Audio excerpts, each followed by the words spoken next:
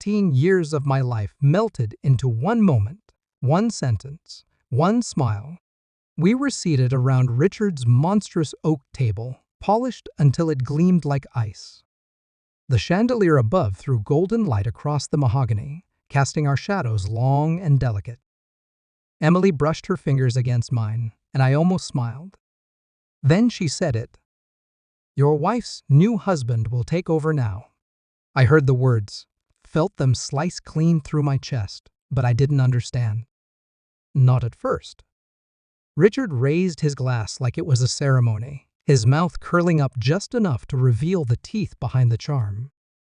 Emily didn't flinch. Her hand lingered on mine for a second too long. Cold. Detached. I didn't speak. I nodded. And somewhere inside me, deep, quiet, final something broke. I kept chewing the salmon like nothing had happened. But I never tasted it.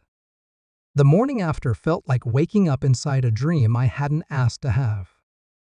The office was the same floor-to-ceiling glass, steel gray carpet, soft hum of machines and ambition, but everything felt off.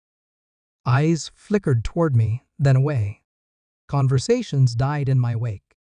Claire, my assistant of 7 years, barely met my gaze when she said, "There's a meeting." "You're not on the list." I nodded. What else could I do? I walked to my office. My name was still on the frosted door. For now. I sat down, exhaled, and stared at the photo on my desk, Emily and I on our 10th anniversary in Santorini. She'd looked at me then like I was the only man in the world. I opened my laptop. I wasn't looking for anything specific. I just needed to move, to breathe. But in the chaos of documents and spreadsheets, I noticed something, a transaction that didn't belong. Then another. A hidden folder in the archives, buried deep. Password protected. But not from me. I leaned in. My hands steadied. I didn't know what I was looking for yet, but I knew why I was looking. The deeper I went, the colder it got. Numbers. Transfers. Paper trails that looked clean until you turned them just right under the light. A shadow account. Millions quietly siphoned over the past year. Not just Richard's signature. Emily's too. The betrayal bloomed slowly in my chest, like a bruise rising to the skin. I remembered every night. She said she was working late with her father, every trip she insisted I skip. I thought it was me. I thought I was the problem. I wasn't. Not this time. There was one transaction I couldn't let go. A dummy consulting fee. Same amount, same day every 2 weeks. I traced it. I found the man's name. I recognized it. Not from business, from Emily's cousin's wedding. A stranger to me, but not to her. His hand had lingered on her back in the photos. I hadn't noticed before.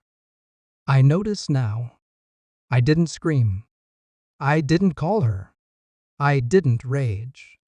I saved every file. I printed every document. Then I called the auditors. Not for revenge. For truth. And truth has a price. I walked into the boardroom like I owned the place. Because, until yesterday, I did. Richard was seated at the head of the table, fingers tented, eyes sharp. Emily was beside him, flawless in a cream blouse, hair pinned, lips parted slightly like she'd rehearsed this moment in her head. I didn't speak right away. I just placed the folder in front of them. Pages sliding like blades across the glass. "What's this?" Richard asked. The tremor in his voice gave him away. Emily didn't touch the file. Her nails clicked softly against the armrest. "You think we wouldn't notice?" I said, voice even. "You drained the company I built. You used me." Emily finally looked at me. And for a second, just a second, I saw the woman I married, terrified, guilty, human. Then it was gone. You never saw me, she whispered. Not really. You were married to the job? That job, I said, was your father's empire. I built it for us. You tore it down for you. Richard reached for the folder, but I shook my head. Too late. It's already with the board.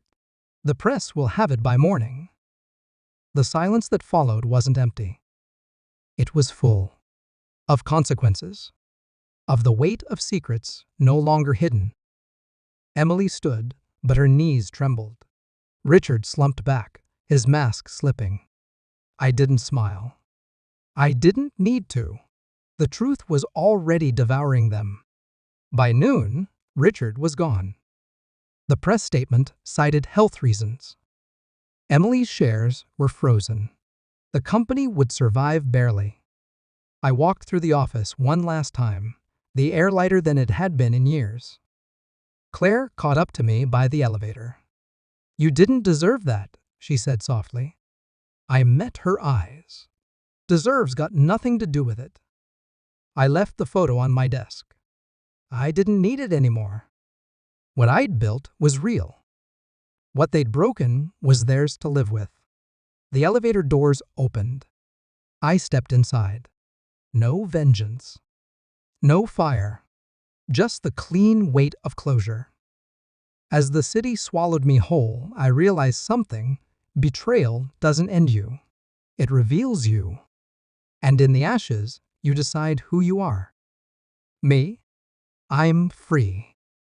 That's enough.